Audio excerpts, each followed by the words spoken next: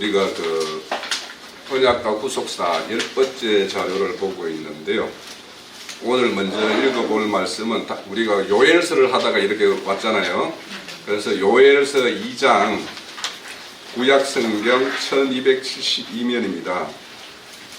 요엘서 2장 28절에서 32절까지 읽어보고 오늘 준비된 자료 말씀을 좀 전가하도록 할게요. 그 후에 내가 내 영을 만민에게 부어주리니 너희 자녀들이 장래일을 말할 것이며 너희 늙은이는 꿈을 꾸며 너희 젊은이는 이상을 볼 것이며 그때에 내가 내 영을 남종과 여종에게 부어줄 것이며 내가 이적을 하늘과 땅에 베풀리니 곧 피와 불과 연기 뒤니라.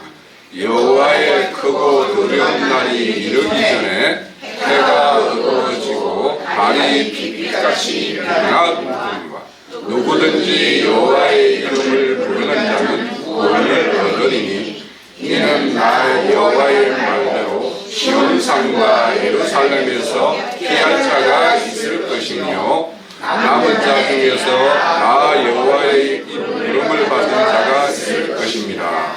네, 우리가 지금 10번째 자료로 이렇게 살펴보고 있는데 하나님의 영을 부어주심에 대한 어떤 그런 이것이 이제 성취되는 어떤 그런 것까지 정가정이 사실은 하나님의 영이 부어줌으로 인해서 우리가 참 하나님의 아들이 되는 거 아니에요. 그래서 그런 어떤 이렇게 영이 부어지기까지 하나님께서 우리를 어떻게 우리에게 약속을 하셨고 그 약속들이 어떻게 성취되었는가를 지금 살펴보고 있는 중인데요. 이제 우리가 마지막 자료로 구원과 심판에 대해서 지금 보고 있습니다. 그래서 지난주에 제가 오늘 여기 보면 여호와의 이름을 부르는 자는 구원을 얻으리라고 이야기를 했어요. 그러니까 그 위에 보면은 30절에 보면 내가 이적을 하늘과 땅에 베풀리니 피와 불과 연기 기둥으로 할 것이라고 한다라는 것은 결국 이게는 하나님의 어떤 심판을 애고하는 것들이에요. 그런 애고가 이렇게 하나님의 심판은 이미 애고가 되어 있고 우리는 그런 심판이 있을 걸 다 알고 있는 사람들이에요. 그러면 그렇게 두려운 여호와의 날이 오기 전에 누구든지 여호와의 이름을 부르는 사람은 구원을 얻을 것이라고 이렇게 피할 길을 하나님은 늘 예비를 하고 계세요. 그래서 우리 지난주 그 자료 4페이지에 보면 에스겔서 5장 1절에서 4절까지 우리가 읽어보면서 그 3절에 보면 너는 터럭 중에 조금을 가져다가 옷가지로 싸라고 그러죠, 그죠? 네. 그러니까 위에 보면은 3분의 1을 다 불사르고 뭡니까? 불사르고 바람에 날리고 막 이렇게 할 심판을 이렇게 할 것을 이렇게 예고하셨는데 그 터럭들 중 그 터럭이라는 건 이제 털이라고 했죠. 여기에 보면 인자야 너는 할 때 이 에스겔을 보고 이야기하는 게 아니에요.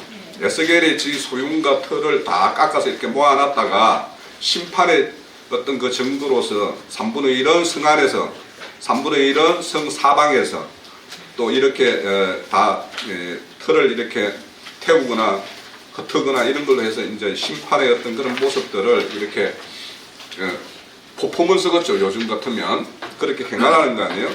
그러는 중에도 그 털들 중에서 조금은 옷가지에서 싸가지고 이렇게 보관을 하라고 이야기를 해요. 이와 같이 하나님이 이제 제가 이제 지난주에 우리가 신성과 인성이나 이런 것들을 이제 이렇게 나눴는데 실질적으로 이제 제가 이 자료를 준비하고 이렇게 하면서 하나님께서 이런 어떤 어차피 형제님이 이제 그런 신성과 인성의 어떤 말씀에 예수의 어떤 그런 걸 비추어서 말씀을 드렸기 때문에 이제 제가 그렇게 한번 생각을 해봤던 거고 이렇게 예수님 이 하나님이 인간들을 생각하는 인간들의 어떤 그런 걸 불쌍히 여기는 이런 마음이 없었으면 이런 한 트럭을 이렇게 챙겨놓을 필요가 없었겠죠. 또 하나님은 또 불의한 사람이지만 그들 중에 누군가를 붙들어서 하나님의 구원의 일이나 하나님의 창조 목적을 계속 이끌어 가는 것이 가야지 하나님의 뜻이 이루어지는 거죠. 그래서 우리는 여기에 조금 싸진 그 트럭 중에 우리가 하나여야 되는 거죠. 자, 이렇게 하나님은 이렇게 심판을 하세요. 근데 우리가 거기 이제 자료에 보면 에레미야서 11장 20절에 보면 에레미야가 이런 것을 보기를 원하는 거죠. 공의를 판단하시며 사람의 마음을 감찰하시는 만군의 여호와여, 나의 은통함을 주께 아뢰오니 그들에게 대한 나의 보복을 내가 보리이다. 이렇게 이야기해요. 이 에레미야는 눈물의 선지자라고 그러죠.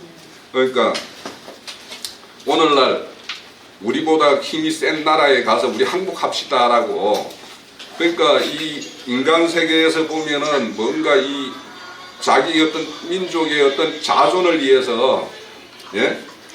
자존을 위해서 그렇게 자기 어떤 그런 것들을 세워나가는 것이 인간 세계에서는 오히려 이제 더 우러러보고 선하게 보는 것인데, 바벨론에 가서 포로로 너가 지금 팔려갈 것인데 거기들에게 순순히 따라가라 이렇게 하면 오늘날 어떤 세상으로 보면 민족을 팔아먹는 무슨 이런 배신자 이런 부리로 보이잖아요. 그런데 하나님이 이런 말씀을 주셨으니까 선지자로서는 어쩔 수 없이 그런 걸 선포해야 되니까 핍박이 오고 이러니까 이제 참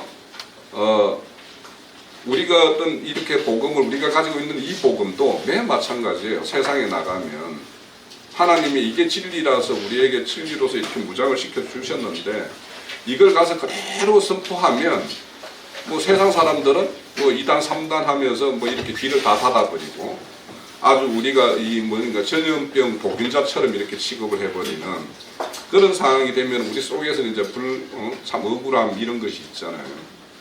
매 마찬가지로 이제 에레미야 선지자도 그런 거예요. 지금 이 마음이. 그래서 이런 어떤 우리도 우리 스스로 안에 이런 주의 보복을 하나님의 어떤 공의로운 어떤 심판을 그렇게 베풀기를 이렇게 바라는 마음들이 이제 있는 그런 사람들이야 되겠죠. 우리 스스로가. 그래서 이에 보면 이제 하나님은 이렇게 예루살렘을 이렇게 멸망하고 심판할 것에 대해서 이렇게 경고를 하세요. 그런 가정에서도 조금은 보존을 해서 하나님의 어떤 일을 이끌어 가시는 모습을 봐요. 그래서 이 오늘 읽어봤던 이 요엘서도 매 마찬가지잖아요. 이렇게 어두운 심판날이 있을 텐데 그때 피할 자들, 그러니까 여호와의 이름을 부르는 자들은 예루살렘이 멸망할 때 거기에서 구함을 받는 이런 것들이 이제 선포되고 있어요. 그래서 이제 에스겔서가 이제 이 10번자로 끝나면은 이제 다시 이제 3장으로 들어갈 텐데 결국엔 3장에 가면 심판의 이야기예요. 오늘 하는 이야기가 똑같은 이야기입니다. 그래서 하나님은 이렇게 공의로운 심판을 하는 가운데에서도 하나님의 어떤 자비로움을 베푸시는 것, 이것이 이제 우리가 말하는 하나님이 가지고 있는 인성이 있기 때문에 이제 이런 것을 베푼다라는 거 아니에요. 자, 야고보서 2장 13절에 보면 궁유를 행하지 아니하는 자에게는 궁유 없는 심판이 있으리라. 궁유는 심판을 이기고 자락한다라고 이야기해요. 그러니까 우리가 하나님의 사람, 우리가 찬송시처럼 예수 그리스도가 우리의 인격이 되면 이런 우리가 하나님의 어떤 자비와 긍휼에 의해서 이제 구원을 받았기 때문에 그 어떤 그분의 인격이 우리의 인격이 되면 우리에게도 이런 긍휼과 자비한 마음이 베풀어질 수밖에 없는 거예요. 그렇게 그런 마음으로 바뀌지 않으면 우리는 이 진리의 도를 공부하고 이거 말씀을 이렇게 상고하는 어떤 의미가 없는 거예요. 우리의 인격이 그렇게 바뀌어야죠. 공의와 함께 하나님의 자비를 베푸시는 하나님이십니다.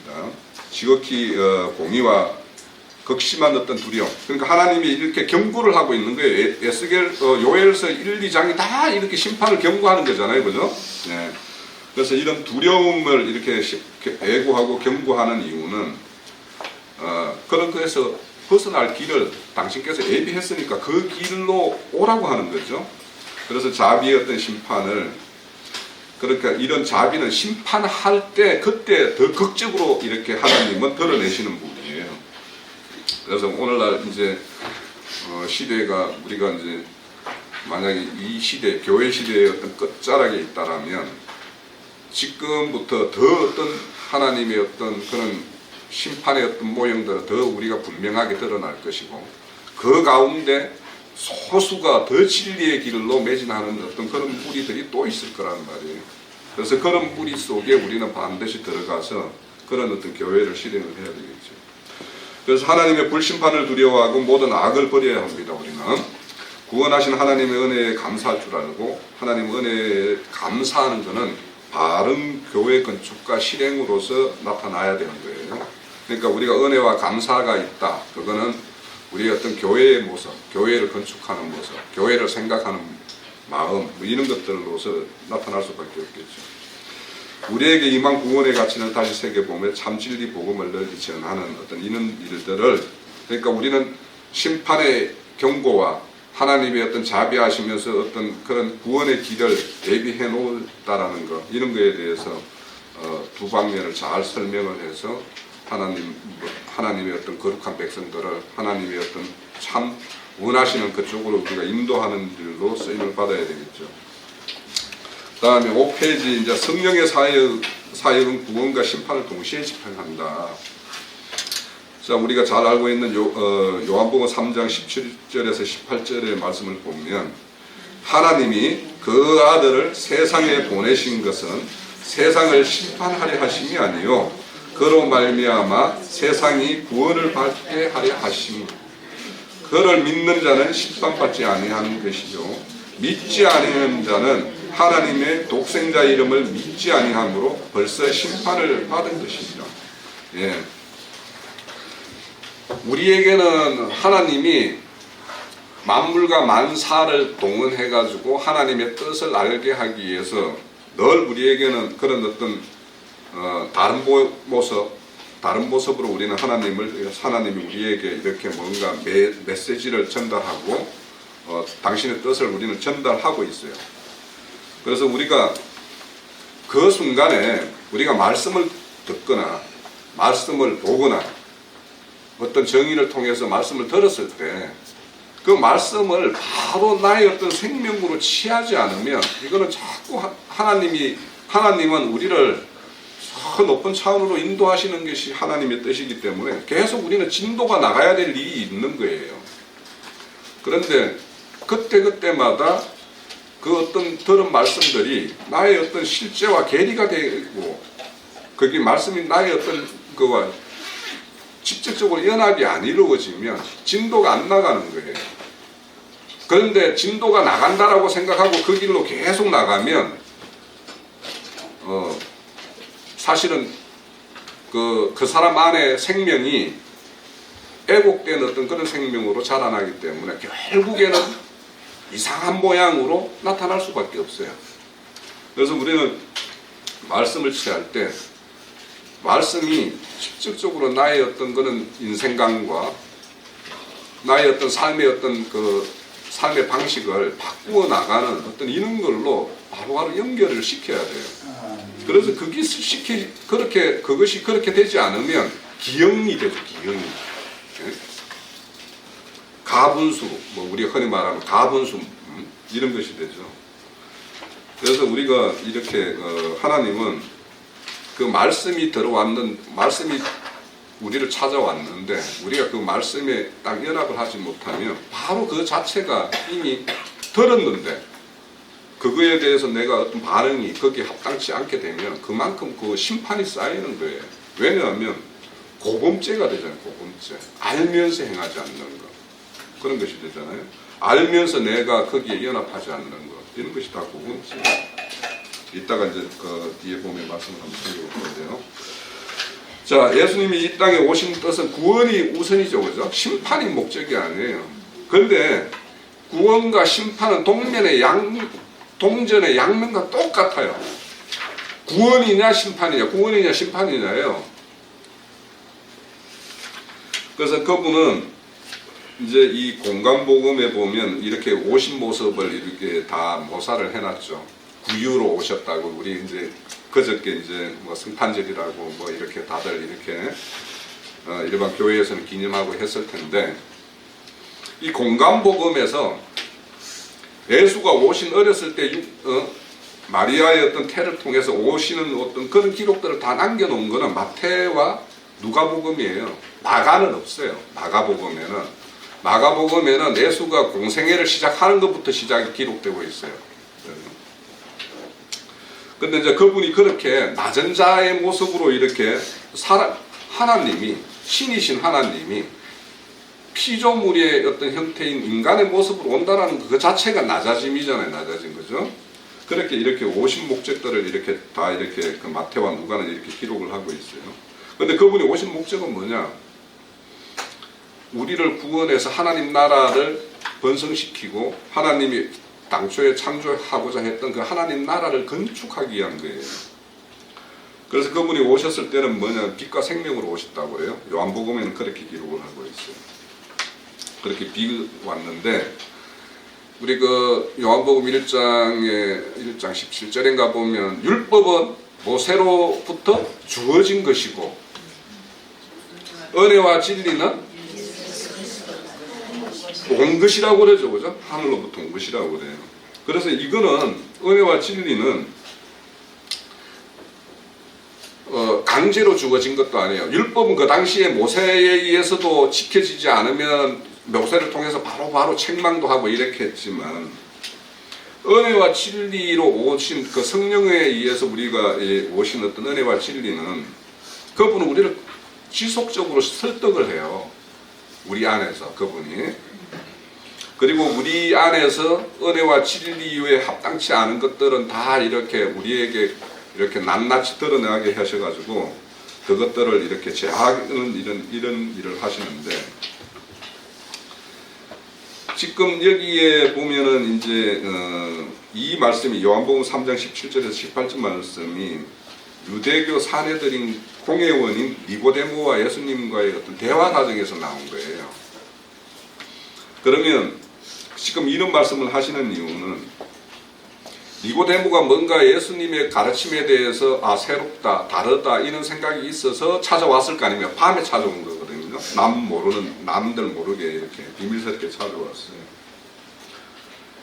그래서 이제 이 대화, 그 중에 나누는 대화 과정에 있는 겁니다. 그러니까 앞서서 말씀드린 거듭남지 않으면 하나님을 볼 수가 없다. 뭐 이런 말씀을 할 때 이어서 나오는 말이에요. 그래서 이 니고데모에게 자기가 뭔가 새롭다라고 해서 예수님을 찾아왔는데 예수님이 이런 증거를 들려줬을 때 니고데모가 이 말씀에 딱 뭔가 마음이 딱 합치가 되면 거듭남이 되는 거죠. 그런데 만약에 예수님이 이런 어떤 설명을 해주고 빛으로 뭐 이렇게 생명으로 오셨다라는 이런 말씀을 다 이렇게 해서 충분히 설득을 시켰는데 그 말씀에 합하지 못하고 니고데모가 돌아가면 바로 심판으로 떨어지는 거죠. 그죠? 예. 그래서 우리가 하나님의 어떤 말씀을 들으면 니고데모처럼 또 우리의 믿는 모든 사람들은 굉장히 능동적으로 바뀌어요.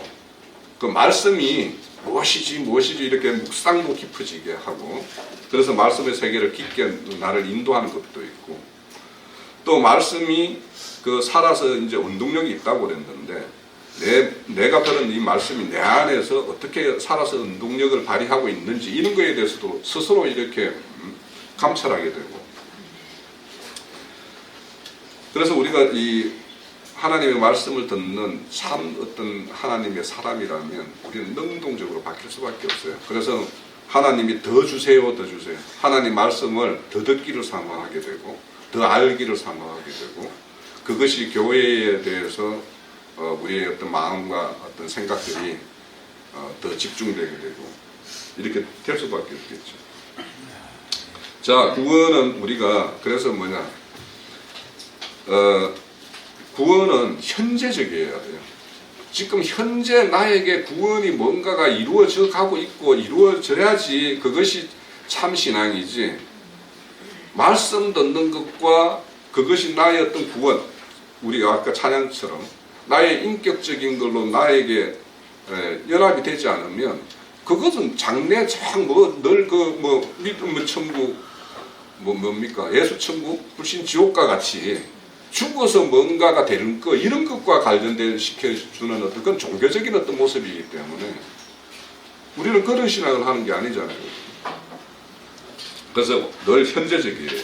그러니까 구원도 현재적이고 심판도 현재적이에요. 네.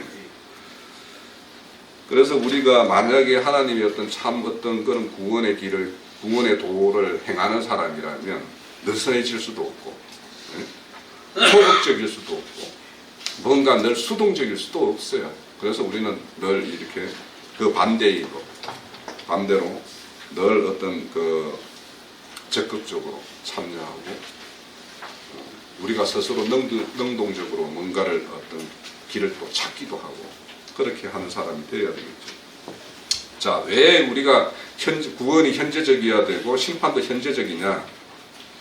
그 6페이지에 보면 하나님 나라는 로마서 14장 17절에 있는 말씀이에요. 하나님 나라는 먹는 것과 마시는 것이 아니요 성령 안에 있는 의와 평강과 희락이라고 그랬어요.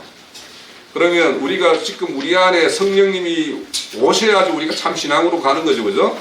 그러면 우리 안에 성령님이 있어요. 그러면 우리가 성령님이 계시고 우리가 또 성령님 안에 있어야 돼요. 그러면서 성령님이 주는 우리의 안에 있는 의와 평강과 희락이 현재적으로 이루어져야지 내가 천국의 사람이고 하늘의 사람이고 하늘에 안 찾았다라는 이런 말들이 실제가 되는 말이지, 내 안에서 성령에 의한 의와 평강과 희락이 이루어지지 않으면 이런 말들은 그냥 말뿐이에요. 말뿐. 그래서는 안 되겠다. 자, 빌립보서 1장 3절에서 6절에 보면, 자, 빌립보 교회에 보낸 바울 서신은 로마에 압송돼서 수감 상태에서 보낸 편지라고 그러죠. 그런데 여기 보면 1장 3절에 보면 내가 너희를 생각할 때마다 나는 하나님께 감사한다라고 그래요. 그러니까 이 감금되어 있고 구속되어 있는 어떤 이런 감옥에 갇혀 있는 이런 상태에서 감사하다라는 거예요. 간구할 때마다 너의 무리를 위하여 내가 기쁨으로 뭔가를 참 간구함이 있다라는 거예요. 너희가 첫날부터 이제까지 복음을 위하여 일에 참여하고 있기 때문에 너희 안에서 착한 일을 시작한 이가 그리스도 예수의 날까지 이루는 줄을 우리는 확신한다라고 이야기해요. 우리도 이런 걸 확신하고 있죠. 예수님이 시작했으니까 예수님이 끝마치는 날까지 우리를 끌고 갈 거라는 이 확신은 있잖아요, 우리가. 예. 자, 여기 보면 기쁘다, 감사하다 이런 말을 해요. 이게 빈말이 아닐 거 아닙니까? 그죠? 바울 사도가 편지를 보내면서, 예?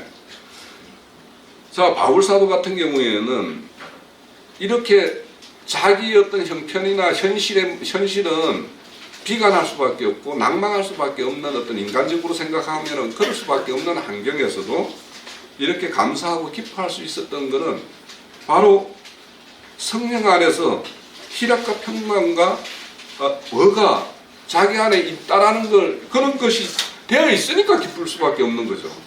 네. 그래서 우리도 이제 뭐 이렇게 우리 현실에 이렇게 되다 보면 걱정스러움이 각자 다 있을 수 있어요. 각자의 어떤 환경에.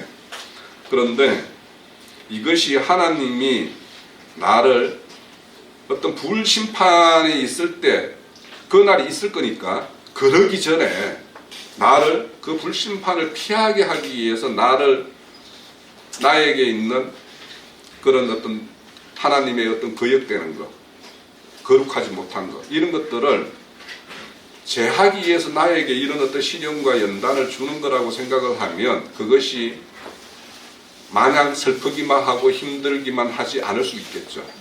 그죠?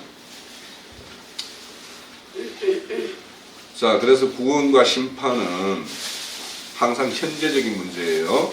이 순간에도 구원과 심판은 동시에 진행되고 있어요. 지금 이 말씀이 선포될 때 이 말씀을 내가 어떻게 취할까? 그런 거에 따라서 내가 구원을 이루기도 하고, 그러니까 구원을 이룬다는 건 하나님의 인격이 나의 인격이 되는, 하나님의 뜻이 나의 뜻이 되는 이런 걸로 연합이 되면 구원으로 나아갈 것이고, 그렇지 못하고 또 떠내려가는 말씀으로만 들으면 또 그만큼 이제 심판거리가 이제 되고, 왜냐하면 하나님이 생명을 풍성하게 자라게 해야 되는데 그것이 생명의 자람을 억제하는 어떤 정체되게 하는 어떤 이런 상황이 되면 그게 결국에는 심판거리인 거 아니에요.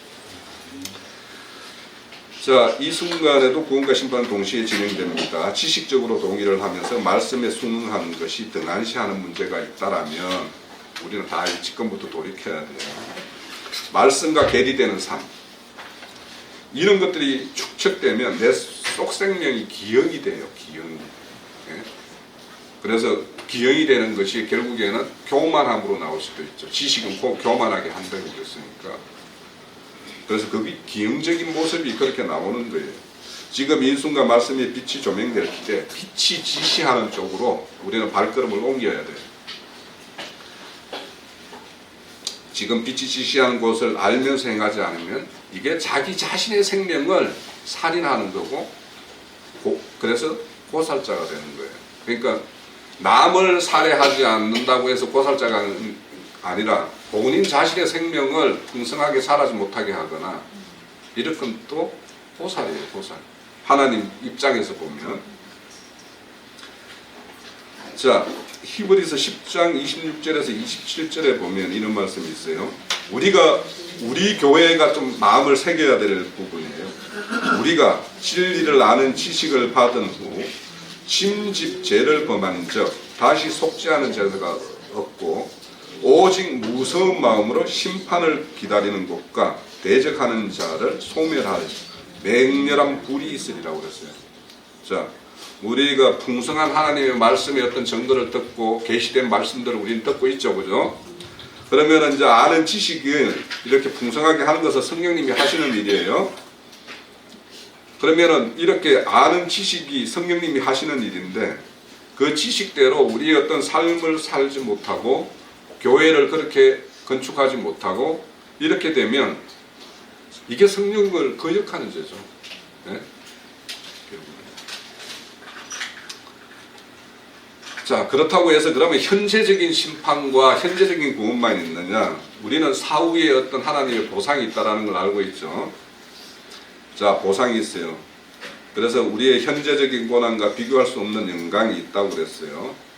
제가 이걸 보면서 이제 우리 오늘 한 장 내가 나눠드렸죠. 구속과 구원. 이거 어제 새벽녘에, 어제 좀 초저녁에 잠들었다가 깨가지고 새벽녘에 이게 정리해서 올렸는데요. 이게 이제 저도 이제 한번 정리가 필요하겠다 싶어서 이제 정리를 한 거예요. 그 보면은 이제 우리 보상이라는 문제로 이렇게 사실은 보상의 문제도 있지만 하나님 우리에게 어떤 하나님의 일을 할 수 있는 각자의 어떤 은사를 준 부분이 있는데, 우리 드라크마 비유하고 달란트 비유가 있죠. 그래서 이게 최근에도 내가 어딘가 이제 자료 이제 제가 한 번씩 이렇게 자료 보러 이제 어떤 한 분의 어떤 말씀을 이제 계속적으로 내가 보는 게 있는데, 그분이 연재를 해요. 글을 올려서. 그래서 그걸 보러 가니까 거기에 이제 이렇게 상급론을 이야기하면서 상급론을 이제 배척하는 사람이에요. 그 사람들이 이제 첫 번째 이제 상급론을 배척하는 거에 근거 자료를 뭘로 삼느냐면 마태복음 20장에 포도원 그 품꾼이 있죠. 마침 이런 시간에 들어온 자나 이제 한번 문 닫기 1시간 전에 이제 온 자나 똑같이 한 데나리온 주는 있던 그 말씀이 있죠. 그 말씀과 누가복음 19장에 보면 왕이 먼 길을 떠나면서 종 10에게 10문화를 가지고 한 문화씩 각 종마다 한 문화씩 이렇게 주고 이렇게 떠나는 게 있죠. 이걸 근거로 이제 상급이 어디 있냐, 차등 상급이 어디 있냐라고 이야기하는데, 이 사람들은 이제 마태복음 25장에 보면 5달란트, 2달란트, 1달란트 이 차등 주는 거는 이제 쏙 빼고 말을 하는 거예요. 이런 사람들은 또 요 말은 딱 빼고 이제 이걸 근거로 삼아요. 그래서 이제 만약에 마태복음 25장에 이런 것도 있는데요라고 말을 하면 그 사람들은 말을 할 수가 없겠죠. 우선 제가 여기 제목 보면은 구속과 구원의 차이라고 이렇게 말을 했는데, 뭐 꼭 굳이 이거와는 뭐 개념이 약간의 차이는 있을 수 있는데, 구속과 구원의 차이를 가늠해 볼 수 있는 어떤 그런 것이 되겠다 싶어서 이제 정리를 했어요. 자, 우리가 성경에 보면은 달란트, 머나, 드라크마, 뭐 세겔, 뭐 이런 말들 나오죠. 예? 한 세겔, 두 세겔, 게라, 뭐 이런 것들이 있죠. 이게 다 화폐 단위이기도 하면서 사실은 뭐냐면 무게를 다는 무게 단위예요. 원래 무게 단위예요. 그래서 여기 보면 금은 보석의 무게를 다는 그 단위가 달란트 머나 드라크마가 있는데 1달란트는 60머나예요. 네. 1머나는 100 드라크마예요. 1머나는 50세겔이고 1000게라예요. 이 단위가 이렇게 돼요.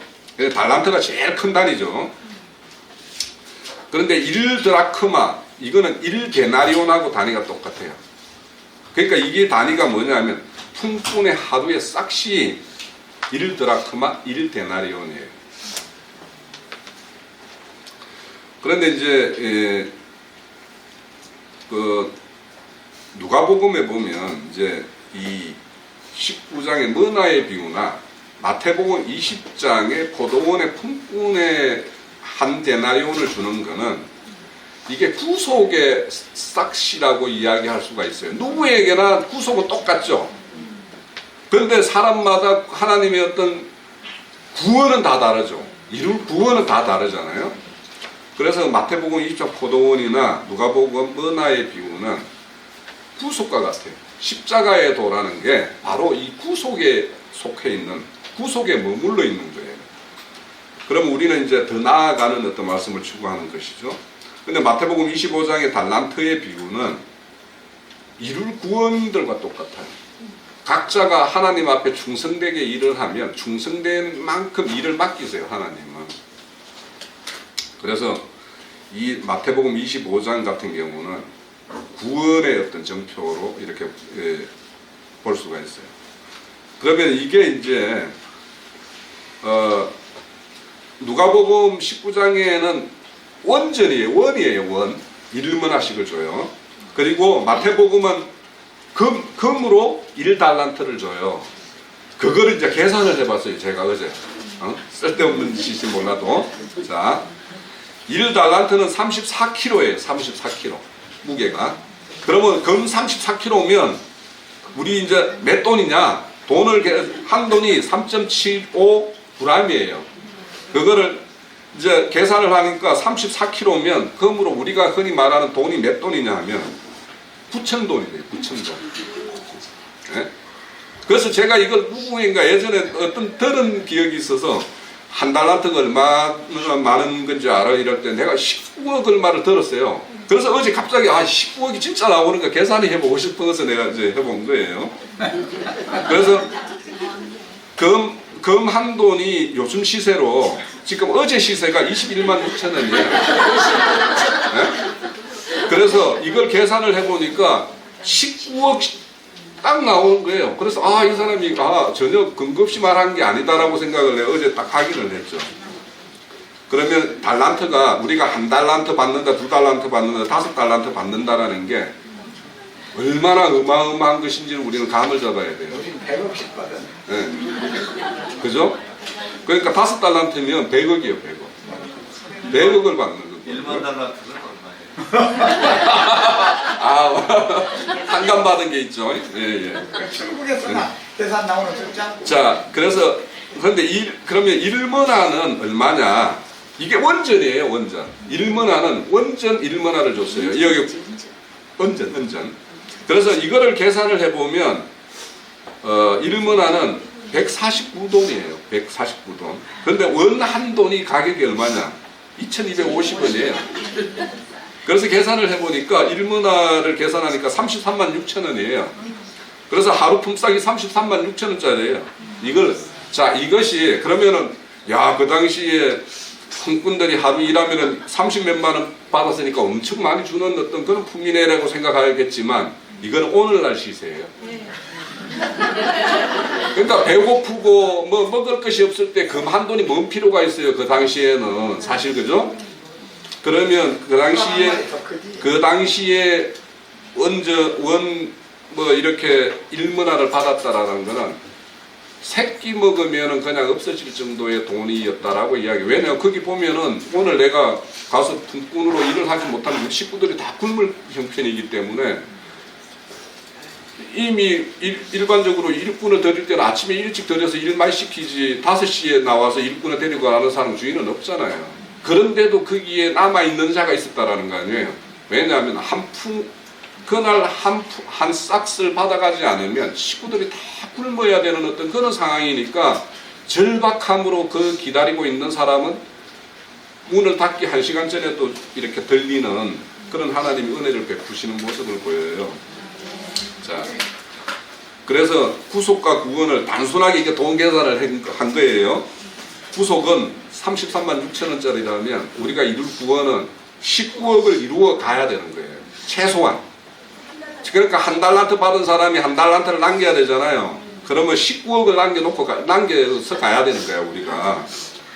그러니까 이게 이제 제가 이제 어제 연결해서 성령을 거역하는 죄가 인자를 거역하는 거는 33만 6천 원치를 거부하는 거라면 성령을 거역하는 거는 19억을 거역하는 것 같기 때문에 하나님은 이렇게 단순하게 그래서 제가 이렇게 가늠을 그냥 해본 거예요.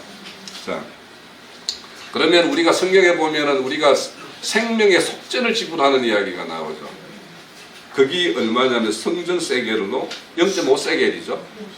이 세겔을 이렇게 언전으로 이게 언전인지 금전인지를 내가 이렇게 찾아보니까 안 나와. 내가 못 찾았는지 모르겠는데 이게 언전인지 금전인지를 판단을 해보면 금전이라면 28만 2천 원이고 우리가 내는 게 언전이라면 3천 원을 지불하는 거예요.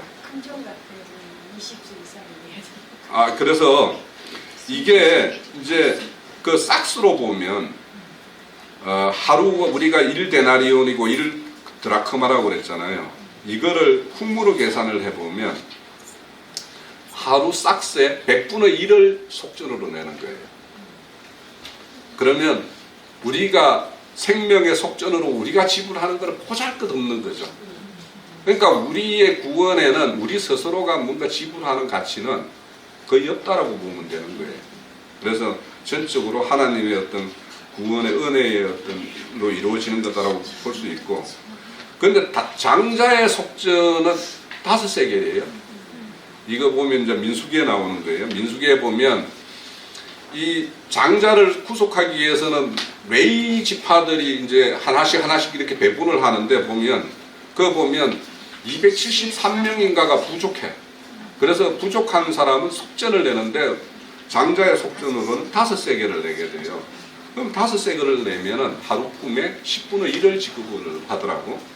그래서 이제 우리의 그 생명의 속전, 우리 스스로가 지불하는 것이 이렇게 보살 것이 없다라는 것을 어제 그냥 우연치 이제 이 단위를 좀 정리를 해야 되겠다 싶어서 이렇게 정리를 하다가 이렇게 정리한 내용이에요. 그건 참고를 하시고요. 자, 이 우리가 사후 보상이라는 거, 그러니까 우리가 하나님에게 충성된 일을 하게 되면 우리는 이 땅에서도 하나님의 어떤 은사를 5달란트, 2달란트, 1달란트 그 사람마다의 각자에게 분배해서 하나님의 일을 하게끔 하시지만 거기에 따라서 충성되게 일을 하면은 천국에 가서 1달란트 받아서 1달란트의 어떤 일을 장사해서 남겼어요. 그 사람도 천국에 가면 5달란트 남겨서 5달란트 남긴 사람하고 똑같은 어떤 분배를 해줄 것이라고 믿어요, 저는. 그거는 이제, 그래서 우리는 작은 걸 맡아서 충성되게 하는 것이 참 중요해요. 그러니까 많은 걸 맡아가지고 다 충성하지 못할 것 같으면 그거 참 오히려 책망거리가 되고 심판거리가 되는 거예요. 그래서 우리가 하나님의 일에 대해서 욕심도 내야 되겠지만, 그래서 우리 어디 말씀에 보면 자기 어떤 분량껏 하라고 이야기하죠. 우리가 그래서 그런 것들이 좀 중요하겠다 이런 생각부터 했습니다. 자, 그래서 우리 로마서에 보면 지금의 고난은 장차 영광으로 하나님께서 우리에게 보응해 주실 것과는 비교할 수도 없다라고 이야기하시죠. 자, 그래서 현재적인 참 구원의 기쁨은 현재적인 고난을 이겨가는 이로와 격려가 돼요. 분명히 장래에 우리에게 주어질 것이 있어요. 현재적인, 그러니까 구원과 심판만 있는 것이 아니라 장래에 하나님께서 우리가 이 땅에서 충성되게 한 만큼 보응할 것이 분명히 있어요. 그래서 그것이 우리가 현재의 어떤 고난을 이기고 나아가는 어떤 그런 게 분명히 우리에게 소망됨이 되고 그 소망이 우리의 달려갈 길을 마칠 때까지 우리 가게끔 하는 어떤 원동력이 되는 거 분명히 있습니다. 그것이 없으면 그래서 상급론을 이야기하는 사람들은 그러니까 상급론이 배척하는 사람들은 하나님의 공의로운 심판을 배척하는 것과 매 마찬가지예요. 그것이. 그래서 그것이 이 땅에서는 그 상을 위해서 치열한 경쟁을 하는데 거기에는 불법과 편법이 거기는 동원되잖아요. 이 세상은. 그죠? 아니 세상에 상 받는데 로비 안 하고 상 받는 거 없어요. 세상에.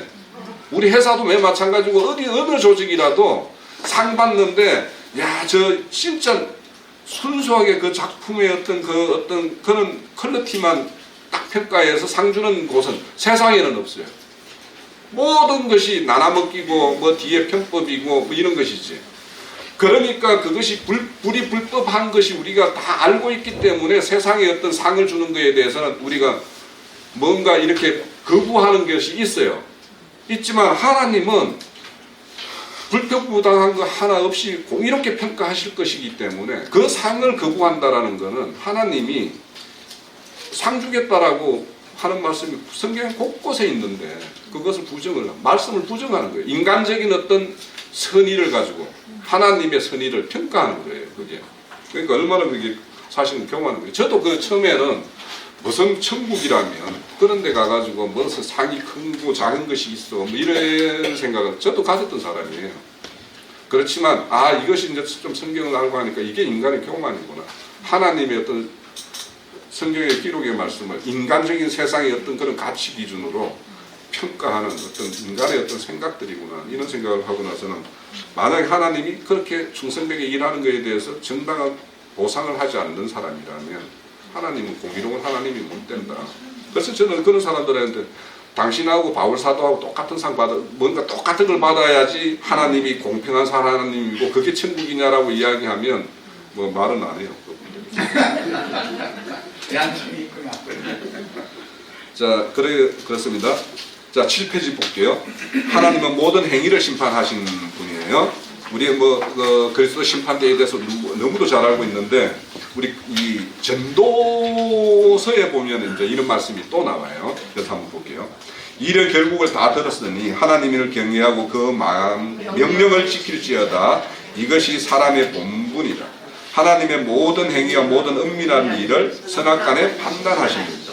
자, 우리 로마서에도 히브리서에도 장성한 분량에 이런 자리에 선악간에 판단을 하시는 분이라고 이야기하죠.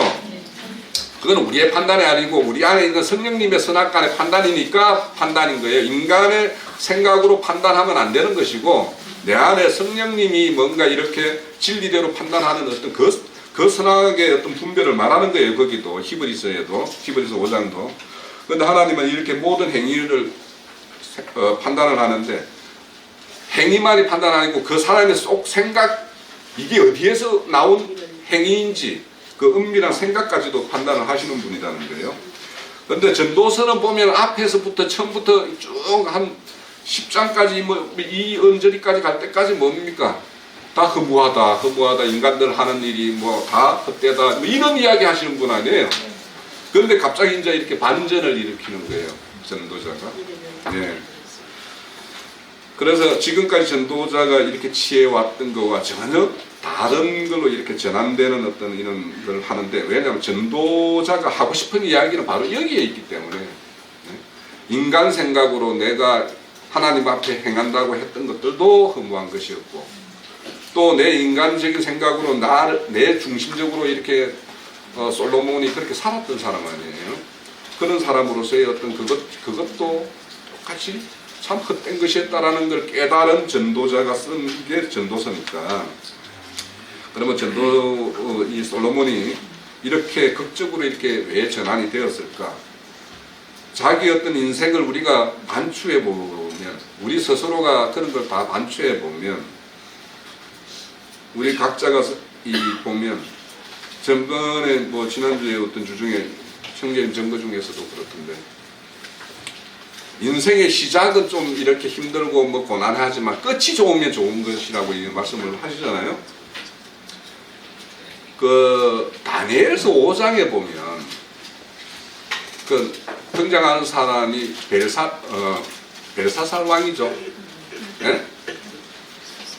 메데 파사의 왕이 그 벨사살인데 그 왕이 아니지 그 느부갓네살 아들이라고 기록했는데 실질적으로 친족은 아니에요. 그 왕이 보면 5장이 다니엘서 5장이 뭐로 시작을 하면은 막 이렇게 이제 승리에 취해서 이 잔치를 배설하는 어떤 그걸로 시작을 하는데 5장 마지막에 뭐냐면 끝이 왕이 하나님의 징계에 의해서 죽음으로 끝나는 것이 그 심판의 죽음을 맞이하는 것이 다니엘서 5장이에요. 그런데 그 중간에 보면 그 잔치를 배설하는데 글자가 이렇게 뭐 손이 나와가지고 글을 쓰는 것이 있죠. 메데 대갈 우바라신이죠. 그게 뭔 말이에요? 달고 달아보겠다라는 거 아니에요, 그죠? 그러니까 네 행위를 지금 나는 너를 다 지금 달고 있다. 네 행위의 모든 것을 다 살펴보고 있고 들여다보고 있다. 그걸 경고로서 줬어요, 하나님은. 그런데 그때라도 돌이켰으면 되지만 그 잔치에 취해서 하나님의 어떤 자기 그 느부갓네살이 예루살렘 성전의 기물들을 다 이렇게 바벨론으로 가져갔던 그걸 가지고 그 잔에다가 자기 이 잔치의 어떤 그 포도주나 뭐 이렇게 이런 것들을 마시고 들이키면서 그런 잔치를 배설하다가 마지막에 죽는 걸로 끝나요.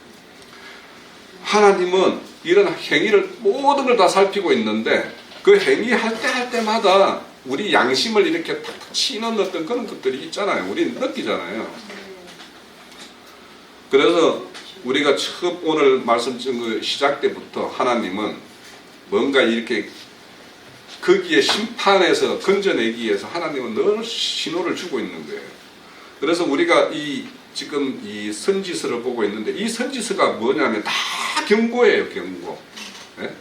너희들 지금 하는 일들, 너희가 지금 행하고 있는 것들이 어떤지 좀 돌이켜라 하는 것이 다 이 선지서들의 어떤 그거예요. 이와 같이 전도자도 솔로몬도 자기 나름대로 살았던, 자기 소견대로 살았던 이것들이 다 된 걸 알기 때문에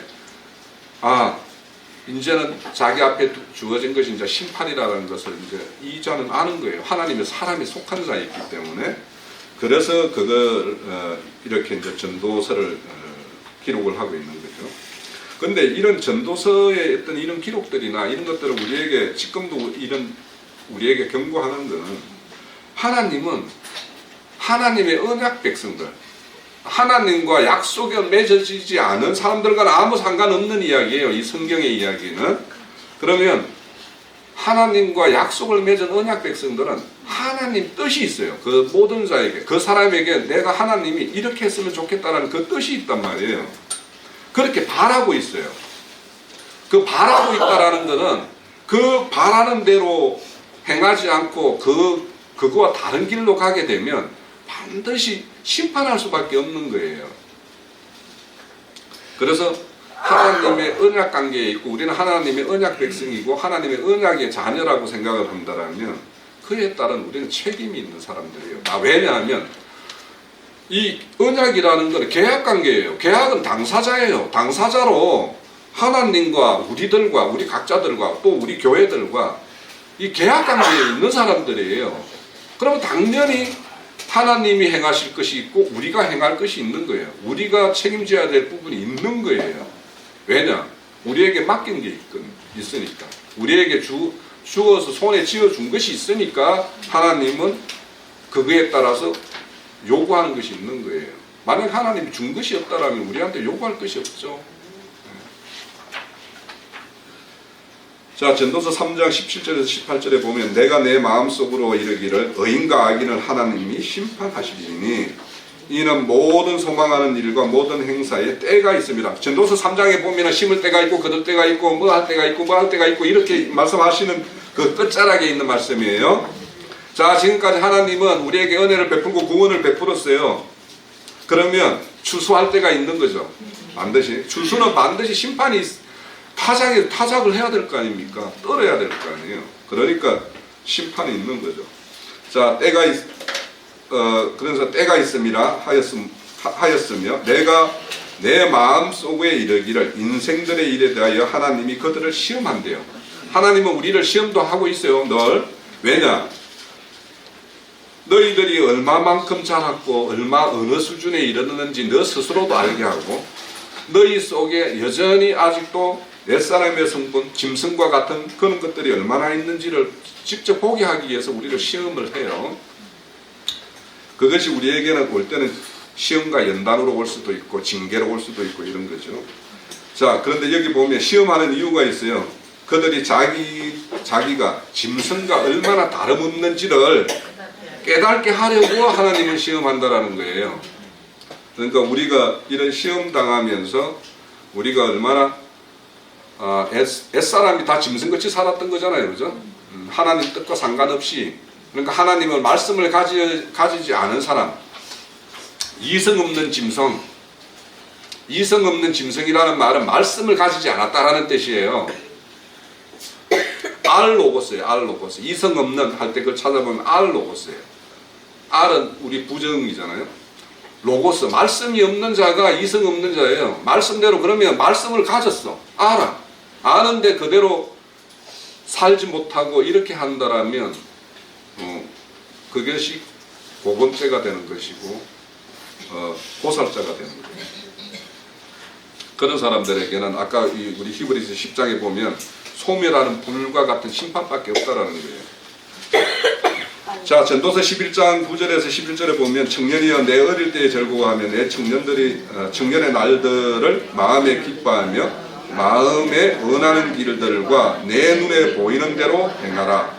그러나 하나님은 이 모든 일로 말미암아 너를 심판할 줄 알라. 그런즉 근심이 내 마음에 떠나게 하며 악이 내 몸에서 흘러나게 하라.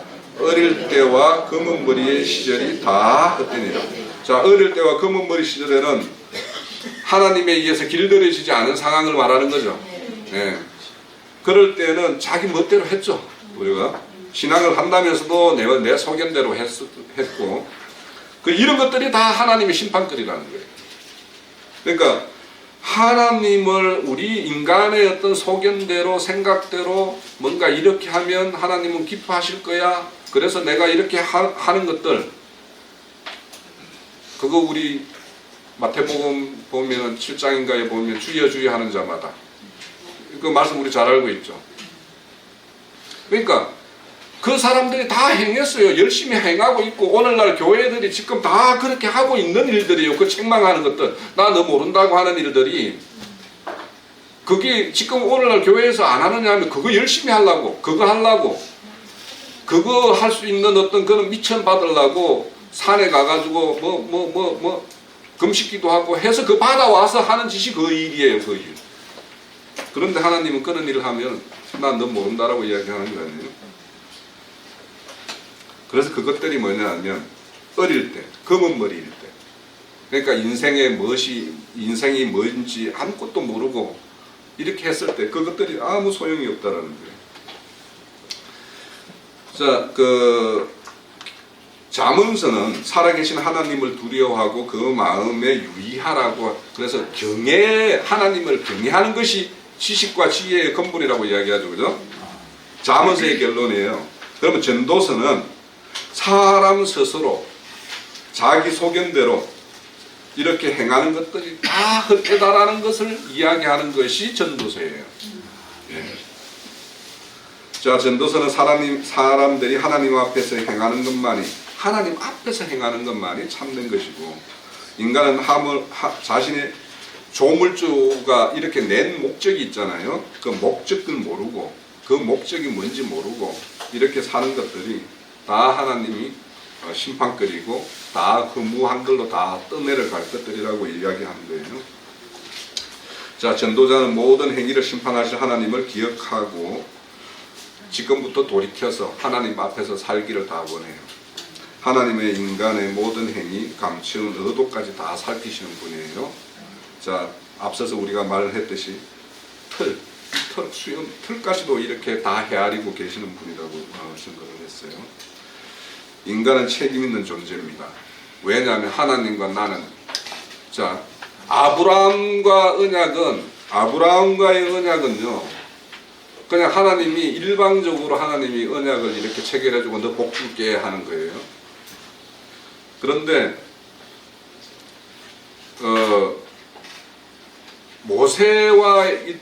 모세와 체결한 시내산 언약은 쌍무적인 걸로 바뀌어요. 그죠? 율법을 지켜야지 복 준다라는 거예요. 그런데 우리가 그렇게 지킬 수가 없었다라는 걸 우리는 알죠.